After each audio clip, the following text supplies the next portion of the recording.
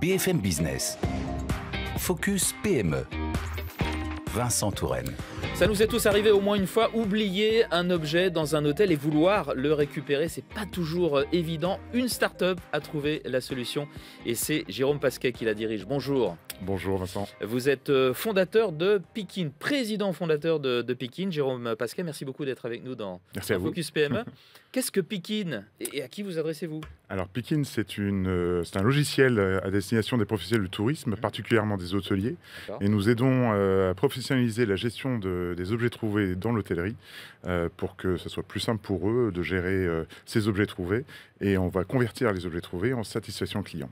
C'est très fréquent ça d'oublier des objets dans un hôtel? Alors est-ce que vous avez une idée, Vincent, du nombre d'objets oubliés dans les hôtels chaque année dans les 18 000 hôtels de France? Ouais, rien qu'en France. 1 ou 2 millions? Ouais, c'est 10 déjà millions. Ah, c'est 10 encore millions. plus. Voilà. Ah, Donc je vous laisse imaginer le volume que ça peut représenter. Et d'autant plus que en fait, aujourd'hui, les hôteliers attendent... Qu'est-ce qu'ils en font de ces objets? Ils attendent que vous les appelez quand vous avez oublié quelque chose. Ouais. Et donc vous ne le faites pas forcément parce que vous ne savez pas forcément où vous avez oublié les objets. Et puis surtout, ils ont une obligation légale de les conserver pendant 1 an.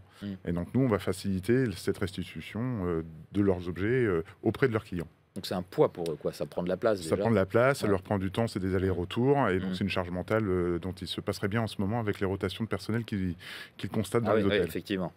Votre réponse, la réponse que vous apportez à cela, c'est votre plateforme. Comment est-ce qu'elle fonctionne? Alors c'est très simple. En fait, la gouvernante ou le réceptionniste va prendre la photo de votre objet quand ils vont le retrouver.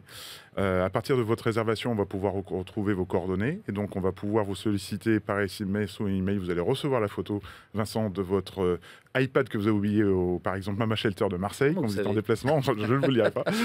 Non, mais la réservation, du coup, est là pour vous aider à vous solliciter.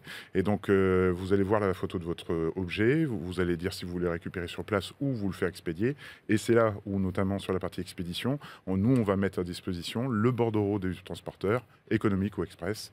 Et voilà, c'est pas... Donc tout ça, c'est user-friendly, comme on dit. C'est simplifié et pour l'hôtelier et pour le client. Absolument, c'est un process qui est un peu transversal. Les outils qu'ils utilisent aujourd'hui, les hôteliers ne leur permettent pas de faire ça. Nous, on a une expertise avec mon associé dans la logistique et dans les commerces, et c'est ça qu'on leur met à disposition pour que ça soit le plus simple possible. Vous êtes les premiers à avoir pensé à faire ça? Alors oui, véritablement Europe, dans ce qu'on fait, parce que c'est vraiment un flux e-commerce qu'on apporte à des hôteliers. Ils ne sont pas logisticiens ni e-commerçants, donc on leur apporte cette solution-là.